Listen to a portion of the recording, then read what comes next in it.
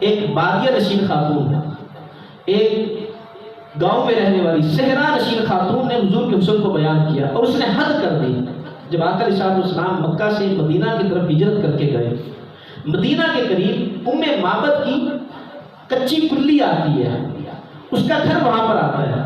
جب آقا علیہ السلام اس کے گھر کے سامنے پہنچے تو پیاس بھی تھی، بھوک بھی لگی ہوئی تھی، اور معبد ایک ایسی خاتون تھی کہ یہ جب اس کا شوہر بکریاں چرانے کے لیے جنگل لے جاتا، یہ گھر کے باہر کوئی چیز بچھا کر بیٹھ جاتی، جو قافلہ وہاں سے گزرتا ان کی مہمان نوازی کرتی تھی۔ اس کی عادت تھی معبد کی کہ یہ ان کی مہمان نوازی کرتی، جو حسب توفیق جو ہوتا اس کی ضیافت ان کی کرتی۔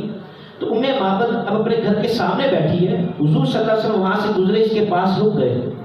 حضرت ابوبکر صدیق اترے اور پوچھا کہ تمہارے پاس کھانے کے لیے کچھ ہے؟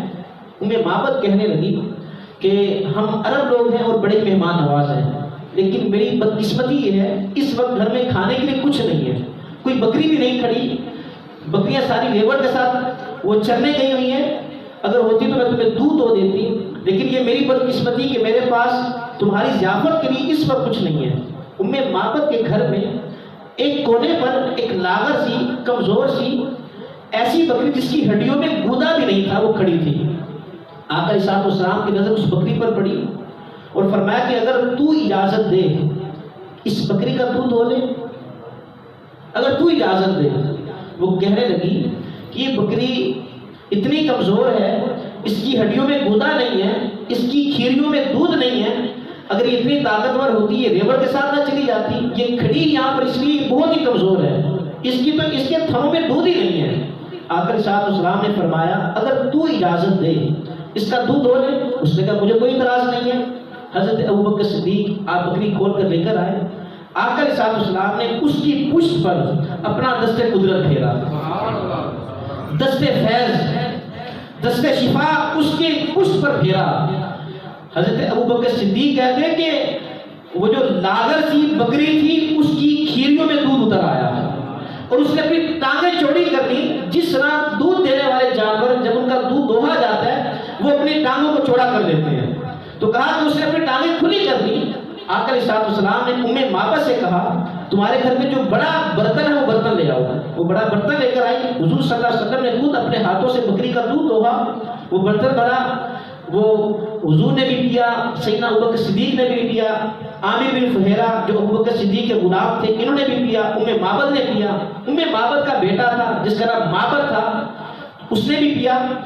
تو آقا علیہ السلام نے اس سے اور برتن منگوایا، وہ بھی بھر گیا، گھر میں جتنے برتن تھے سارے برتن دودھ سے بھر گئے اور بکری کی کھیریوں میں دودھ اسی طرح موجود ہے۔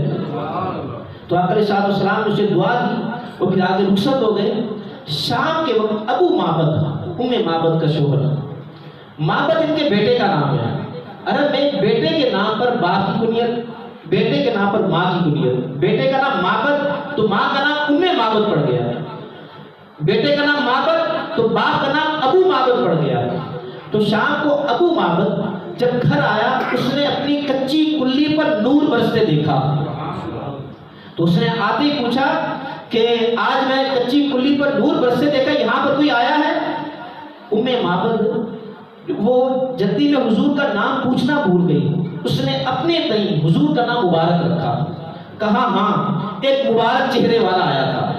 اس نے حضور کی شان میں ایک پورا قصیدہ لکھا، اس نے کہا کہ ابلج الوجہ ایک روشن چہرے والا آیا تھا اور حسن الخلق اچھی اخلاق والا، ولم تجری بہ سالۃ وہ ایسا شخص تھا اس میں سختی نہیں تھی، وسیع کسیم وہ خوبصورت تھا، تقسیم کرنے والا تھا، فی عینیہ داج وہ روشن آنکھوں والا تھا، وفی اشفارہ وطف خوبصورت باریک ہونٹوں والا تھا۔ اس نے کہا کہ اس کی جو ابرو تھے وہ باریک تھے اور آپس میں ملے ہوئے تھے، اگر دور سے دیکھتے ملے ہوئے نظر آتے، جب وہ قریب آئے تو ابرو میں تھوڑا سا فرق محسوس ہوتا۔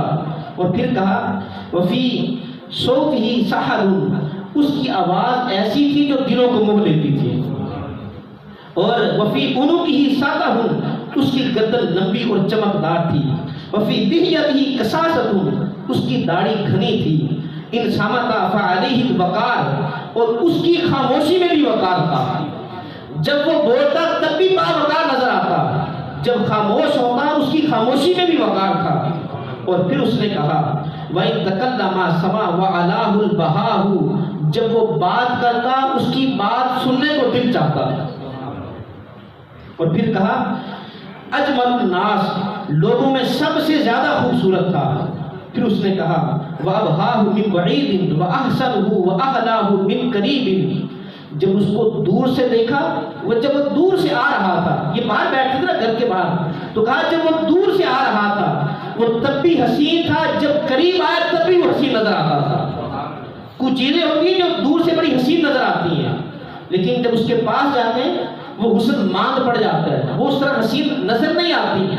कहा कि जब वो दूर से आ रहे थे तब भी हसीन थे, जब वो करीब आए तो तब भी हसीन थे। अच्छा, फिर उसने हुजूर की सीरत को बयान किया, कहा कि जब वो दूर से आ रहे थे तब भी खूबसूरत थे, जब करीब आए हया से आंखें झुकी हुई थी तब भी वो हसीन नजर आते थे। ये वो जिन्होंने करीब से देखा, और जिन्होंने 14 सदियां बाद देखा। आला हजरत ने कहा बुलबुल ने गुल उनको कहा, कुमरी ने सर्वे जा फिजा, हैरत ने झुंझला के कहा ये भी नहीं वो भी नहीं, खुर्शीद था किस जोर पर, क्या बढ़ के चमका था कमर, बेपर्दा जब वो रुख हुआ ये भी नहीं वो भी नहीं।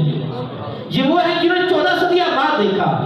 गोलड़ से आवाज आई, मुख चंद बदर शाशानी है, मथे चमकती लाल नूरानी है, काली जुल्फ ते अख मस्तानी है, मखमूर अखी है मन भरिया।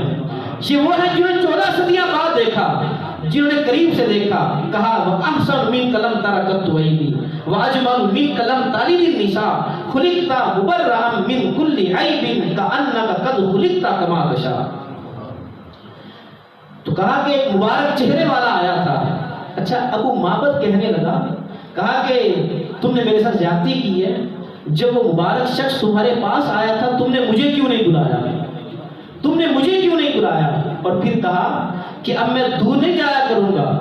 इन्होंने पूरा कसीदा जो पढ़ा ना हुजूर की शान में, कितना हसीन था, वो खूबसूरत था, उसके चलने में वकार था, वो बारीक होठों वाला और बड़ा दिलकश नजर आता, वो बात करता, सुनने को दिल चाहता। वो पूरा कसीदा जो पढ़ा ना, उसने कहा इतना हसीन था तुमने मुझे नहीं बुलाया। और कहा कि अब मैं दूर नहीं जाया करूंगा, अब मैं दूर नहीं जाया करूंगा, मैं करीब ही रहूंगा। अगर वो दोबारा यहाँ पर आए दौड़ कर मुझे भी बुला लेना, मैं भी उसकी जियारत करूंगा। और शाम को जब वो घर वापस आता, खाना बाद में खाता, पानी बाद में पीता, पहले पूछता अच्छा ये बताओ मुबारक आया था।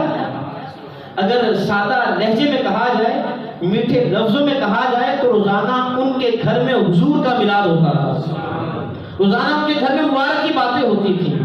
कुछ अरसा बीता तो उम्मे माबद सौदा लेने के लिए मदीना शहर गई, बेटा भी साथ था। तो सैयदना अबू बकर सिद्दीक बाजार में नजर आए, बेटे की निगाह हजरत अबू बकर सिद्दीक पर पड़ी। अब उसकी कैफियत देखें और उसका जोश देखें, उसका अंदाज देखें। जैसे ही अबू बकर सिद्दीक पर निगाह पड़ी, उसने भी वादा को मुखातिब करते हुए कहा या उम्मा हाज़ा रजुल माई मुबारक, अम्मी वो देखो वो शख्स मुबारक के साथ था। दोनों माँ और बेटा दौड़े हजरत अबू बकर सिद्दीक के पास आए और कहा कि वो मुबारक कहाँ पर है। हजरत अबू बकर सिद्दीक को क्या पता मुबारक की किसे कह रहे हैं, ये तो इन्होंने अपनी तरफ से नाम रखा था। तो पूछा कौन मुबारक, तो कहने लगे वही मुबारक जो उस दिन तुम्हारे साथ हमारे घर में आया था। तो हजरत अबू बकर सिद्दीक मुस्कुरा पड़े, कहा अच्छा जिसे तुम मुबारक कहते हो लोग उसे मोहम्मद अरबी के नाम से जानते हैं। दोनों माँ बेटा हुजूर की बारगाह में हाजिर हुए, इस्लाम कबूल किया, वापस गए। अबू माबद शाम को घर आया, घर में उम्मे माबद और उसका बेटा आपस में बहस कर रहे हैं। बेटा कहता कि जब अबू आएंगे पहले मैं बताऊंगा। माँ कहती तुमने नहीं बताना मैंने बताना है। बेटा कहता पहले मैंने देखा था। तो माँ कहती नहीं मैं बताऊंगा। ऊपर से अबू माबद आ गया। ये खबर इससे कि माँ और बेटा अबू माबद को बताते कि आज मुबारक से मिलकर आए हैं। अबू माबद कहने लगा कि आज फिर मुबारक आया था, मैंने कच्ची कुल्ली पर नूर बरसते देखा है। तो वो कहने लगे कि मुबारक तो नहीं आया था, हाँ हम उस मुबारक के पास गए थे। جو حضور کو مل کر آ جائے اس کے گھر میں رونق ہو جاتی ہے۔ تو کہا کہ آج ہم اس مبارک سے مل کر آئے ہیں، اور پھر کہا جسے ہم مبارک کہتے ہیں لوگ اسے محمد رسول اللہ کے نام سے جانتے ہیں۔ تو تینوں باپ بیٹا اور ماں حضور کی بارگاہ میں حاضر ہوئے، اسلام قبول کیا۔ وہ بکری جس پر آقا علیہ الصلوۃ والسلام نے ہاتھ پھیرا تھا، اس بکری کی عمر بہت لمبی ہوئی، حضرت ابوبکر صدیق کے زمانے میں رہی، حضرت عمر فاروق رضی اللہ تعالیٰ عنہ کے زمانے میں رہی۔ عمر فاروق کے زمانے میں ایک سال قحط آیا جسے عام الرمادہ کہا جاتا ہے۔ اس سال قحط پڑا اور گھاس خشک ہو گیا، چشموں میں پانی ختم ہو گیا۔ معبد کہتی ہے جب پانی نہیں ملتا تھا، جس بکری پر حضور نے ہاتھ پھیرا تھا اس کے تھن دودھ سے بھرے رہتے تھے۔ تو اللہ